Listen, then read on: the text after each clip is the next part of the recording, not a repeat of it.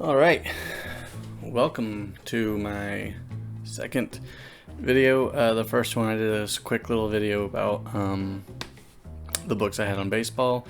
This time I'll be doing a little video about the books I have on film. First, I just want to start by talking about Roger Ebert.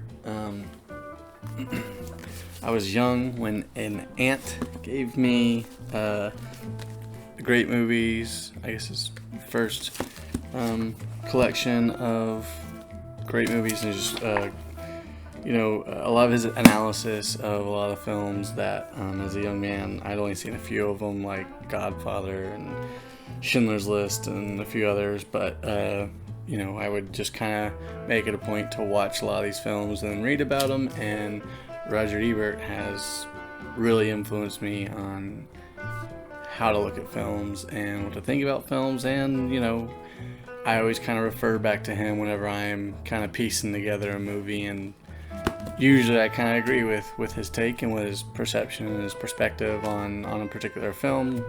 Rarely I disagree, but yeah.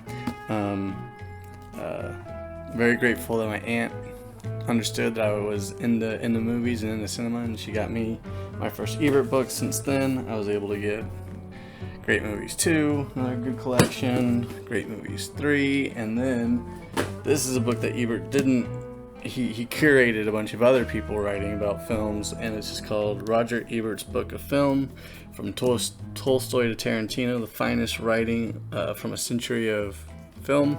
And so, whether it be an excerpt from Lauren Bacall's autobiography to, I know they had a excerpt from Mario Puzo's The Godfather, one of the scenes that was kind of cut from the film, and it's actually about pedophilia in Hollywood, and like how some big shot producer, if you've seen the movie The Godfather, the big movie studio head Waltz,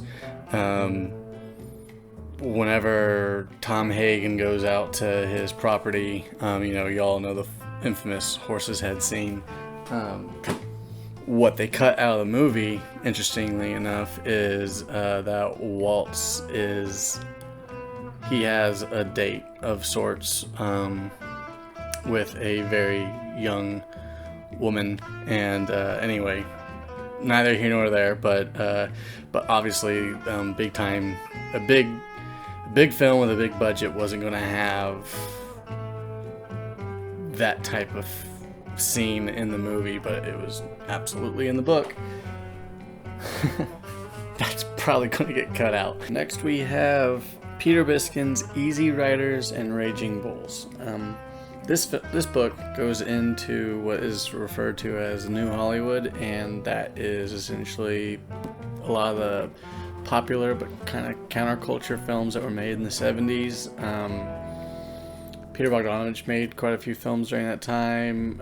Dennis Hopper made Easy Rider. Scorsese came about right around this time. So if you haven't seen too many of the films from this era, I recommend you do it. And this book goes into great detail about those films.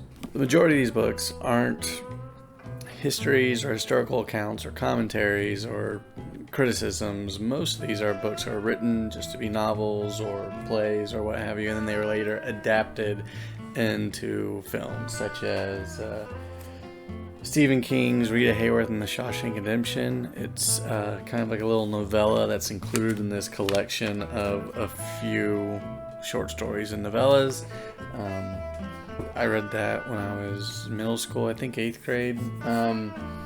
I love Paul Thomas Anderson, the filmmaker, but he adapted Thomas Pynchon's Inherent Vice, and I devoured this book. It was one of those things where it's like I really wanted to read it before I could watch it in the theater, and I really enjoyed it, and I was kind of curious where the movie was going to go, and God bless Paul Thomas Anderson, but I think the film ended up falling a little flat. Bret Easton Ellis's his books. He's had a few books be adapted into films. There was Rules of Attraction, American Psycho, and Less Than Zero. And if you haven't read Less Than Zero, you can knock it out in a few sittings. It's The book reads real quick, and it's a pretty interesting debut novel. It's just quick hit. We have Kerouac. His book was made into adapted into a film relatively recently, On the Road. Requiem for a Dream, and here is Steinbeck's East of Eden, and that was adapted into a film where James Dean, one of his few roles, only his 3 roles, where he played the lead star Cal, and that's about that. Obviously, what's kind of been big now, I don't know if it's just because it's on Netflix or maybe I'm missing something, but there's some reason why I feel like I'm seeing a lot more chatter of One Flew Over the Cuckoo's Nest. Well, the film is outstanding, the book is great. I haven't seen like the theatrical, like the stage performance of it yet, but I'm sure it's great too.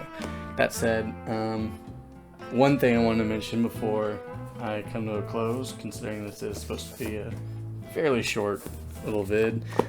This book, Charles Bukowski, Hollywood, this particular text never became a movie. What happened was a director more or less asked Bukowski to pin together and piece together a screenplay for him. He did, and that film became Barfly, where Mickey Rourke played, I guess, Bukowski's alter ego, which is like Hank Chinaski, but Mickey Rourke played it with kind of like a youthful exuberance and kind of like a party boy kind of persona. And Bukowski kind of said in his later days that like he liked the kid, but he didn't have, I wouldn't say courage, but he just didn't know how to tell the kid to like tone it down. That like, he's a drunkard, not like a sad sack writer, not like a rock and roller. But young Mickey Rourke was going to play it like a young Mickey Rourke would play it, so he kind of had this exuberance about him in the movie that didn't exist in Bukowski's pages. And that said, this book is essentially about the really short-lived tryst or affair or flirtation that Bukowski had with Hollywood, and like what it was like through Bukowski's eyes to me, all these like Hollywood suits and big shots and stuff. And if you kind of watch the film Barfly and then see maybe some interviews that feature either Mickey Rourke or Bukowski or whatever, and then read this text, it kind of puts a lot of things in perspective. But I guess the last 2 I could talk about really quick. I'm not going to go through all of these, but Heart of Darkness is more or less the inspiration for Apocalypse Now. If you haven't read this, or if you haven't seen Apocalypse Now, obviously recommend those. The autobiography of Malcolm X, clearly it was the lead text that Spike Lee went to whenever he made the film Malcolm X, starring Denzel Washington. And one quick story about the film. Spike Lee, none of the studios were willing to bankroll that project because it was going to be well over 3 hours, or at least I think he cut it down to exactly 3 hours, right around there. And during that time, it just, the big time studios didn't think that film would like find an audience or resonate with the greater American audience. And so it was kind of interesting. Spike Lee basically had to go around asking every prominent African American to like pitch in. And so don't hold me to this, but I'm pretty sure that Oprah Winfrey and Michael Jordan and other key figures went ahead and just pitched a lot of money in to make that film a reality. And it's kind of an interesting way that film came about. I think eventually Paramount sided up with them and helped them out with getting that film in a large theaters and chain theaters and distribution and what have you. But the initial investment wasn't made by a huge studio. So that will just basically wrap up this video. Thanks for watching.